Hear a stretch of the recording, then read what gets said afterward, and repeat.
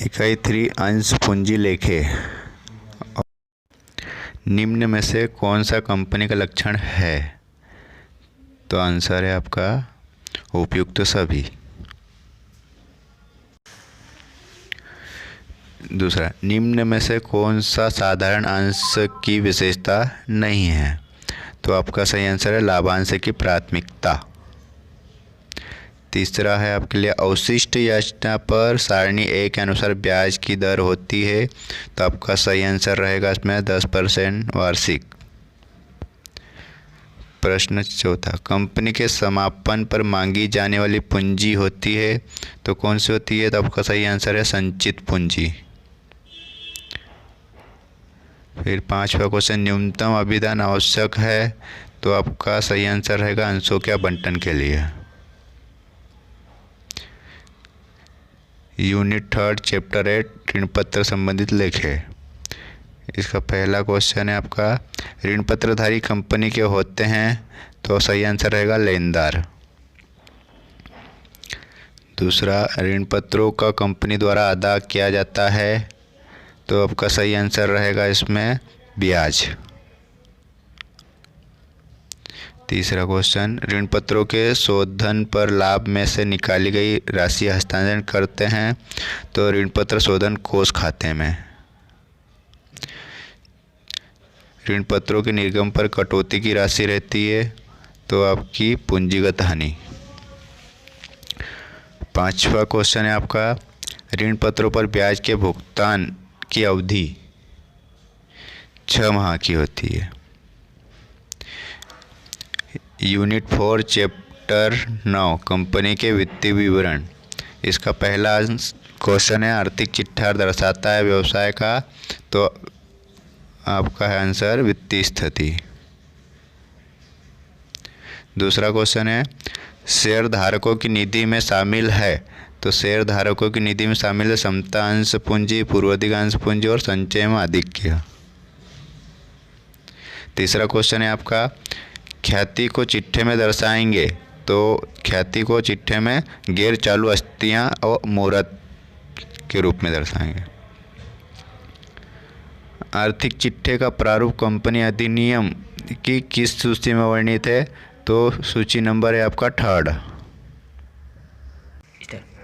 आपका पांचवा है, निम्न में से कौन सी संपत्ति चालू अस्थियां नहीं होती है? तो आपका सही आंसर रहेगा पेटेंट। यूनिट 4 लेसन 10 वित्तीय विवरणों का विश्लेषण। तुलनात्मक पत्रक में कौन सा विवरण बनाए जाते हैं?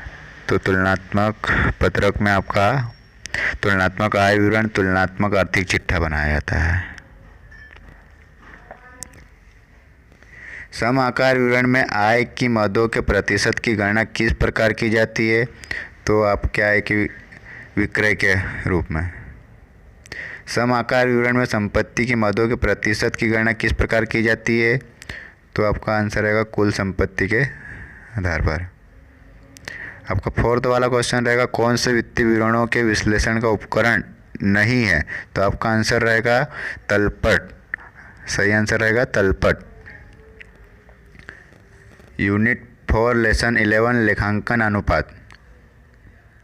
इसका पहला क्वेश्चन है, चालू अनुपात इस किसका मापक है? तो चालू अनुपात तरलता का मापक होता है। किसका मापक होता है? तरलता का।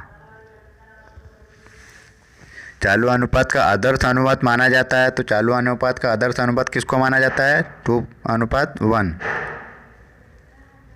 यदि चालू दायित्व 3,50,000 है और चालू अनुपात 1.5:1 है तो चालू संपत्ति होगी तो आपकी चालू संपत्ति कितनी होगी? 4,50,000। सकल लाभ अनुपात की गणना में हर होता है तो सकल लाभ के अनुपात की गणना में हर आपका होता है शुद्ध विक्रय। बेचे गए माल की लागत 2,30,000 रुपये है, वह स्टॉक आवर्त अनुपात 4:6 है तो औसत स्टॉक क्या होगा?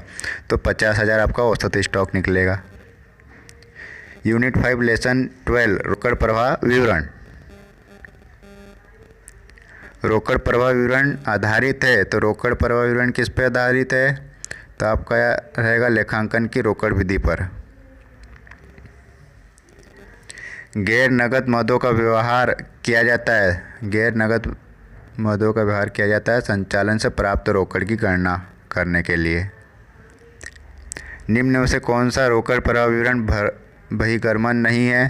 तो आपका सही आंसर रहेगा देय बिलों में वृद्धि के लिए। रोकड़ प्रवाह विवरण के संबंध में कौन सा लेखांकन प्रमाप स्टैंडर्ड सही है? तो आपका लेखांकन प्रमाप स्टैंडर्ड रहेगा 3rd। निम्न में से कौन सा रोकड़ प्रवाह का स्रोत नहीं है? तो अंशों का निर्गमन संपत्ति पर। Thanks for watching my video. Like, subscribe and comment share करें और अगले वीडियो के अगले टॉपिक के साथ मिलते हैं।